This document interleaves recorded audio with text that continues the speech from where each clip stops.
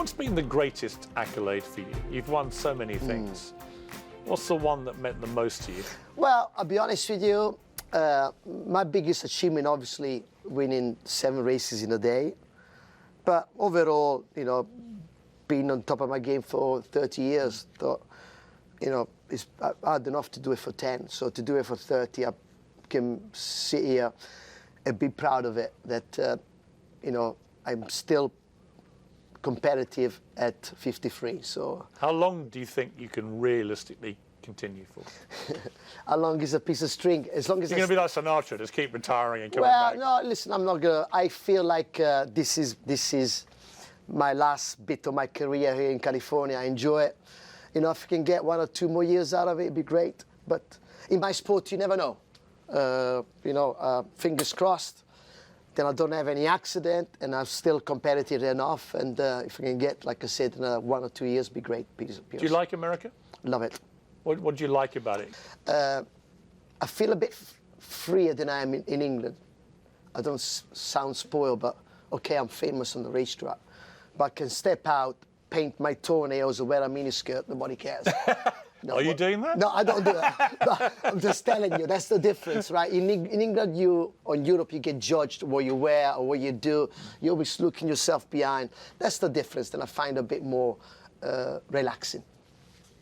You have a very competitive dad. He was a champion jockey many times himself. Gave you a hard time when you were young. Still is. Still gives you a hard time. 82, he still is. He still tells me what I should have done, and you know, which gap I should have took. Really? Obviously, my dad was a jockey, a professional jockey. Yeah, and very successful. Very successful. So I can't pull a wool over his eyes because you know exactly what I did right or you wrong. were quite, from what I've read, you were quite a sort of shy, retiring young kid, right? You weren't this charismatic thunderball. And your first race, your dad gave you a pony. You had a first race. You came last, and you fell off after the finishing line. That's right. When that happened, did you ever imagine in your wildest thoughts that you might end up as one of the great jockeys in history? Not absolutely no. I was quite nice, non-ambitious person. Then my dad kicked me out of home. He didn't kick me out. He sent me to England. But it was like being kicked out because I couldn't speak English. I'm going to a different country. I was getting bullied. The weather, the food, everything else was different. And but that manned me up. And also, I didn't want to embarrass my dad, so it made me work extra hard. And then the riding started. I realized that, oh, maybe I'm quite good. And then it snowed out of my control. I started winning, and then from a little ball, it became a big ball, and then I became what I am now. But I never started with the ambition that I was going to be great. When you ride now, just got is a little part of you still trying to prove a point to your dad? Oh, yes. Oh, yeah. Yeah, my dad is, I don't think my dad has ever said, well done. Really? Never. No. Never? Never. I don't think he has. Even when you won the 7 races at Ascot? He might just as a grunt. No, even when you went through the card at when I won the 7th race at Ascot, guess what? I turned around to my mum and said, oh, I think the teletext is broken because Frankie's won all 7. He couldn't believe it. He didn't believe it. But did he congratulate you? No, he didn't. No. Are you serious? Of course, I'm serious. That's Dad. That's hilarious. Yeah, he's like, doesn't. You know, if he says nothing, that means well done. Yeah. Are you like that with your kids? Completely the opposite. Spoil, I give him everything. Completely the opposite to my dad. But, you know, but despite the way he is, the old generation. Do you think that work ethic, that will to win, the competitive spirit, all of that, do you think in the end you've got a lot of your success because of the way your dad was? Yeah, absolutely. That's why I've stopped now asking him because I always end up arguing with him. I says, Dad, you push me, and you brainwash me to become a champion. You know, what about, especially my sport, if I fray through my career, I would have broke my knee and stopped riding. I would have felt inside, I would have felt a loser, you know, and he turns out and says, well, I can't answer that. Look, you're a champion. Yeah, but what, you know, he never gave a thought about something beyond your control that could happen.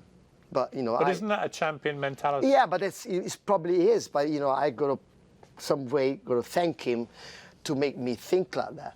But it's something that I can't do to my children. maybe because I'm new generation, maybe because I'm soft. I just can't do it. But you know, what was your mother? What's she been like with you? Sorry? Has your mother been Oh, different? my mum, she's like mothers, you know, loves me. My dad's super tough. What was your mother's proudest moment, do you think? Maybe when you got the MBE from the Queen? Listen, my mum, she's, you know, proud, you know, everything that I do. You know, she's a typical mama. She just wants to cuddle me and feed me. And, you know, my dad, yeah, look, my dad is proud too. You know, obviously doesn't show it, but you know, like what you said at that point, if it wasn't for him pushing me, I would never be here because I didn't have it in me. Have you pointed out to him that you've now continued for 2 years longer than him? No, I don't want to rub it in. Listen, no, the dad is 82. Luckily, he's still with me.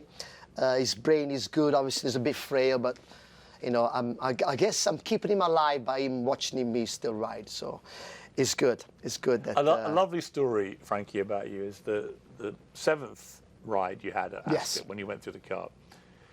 You ended up keeping that horse as a pet. So basically, Fujama Crest also won the 7.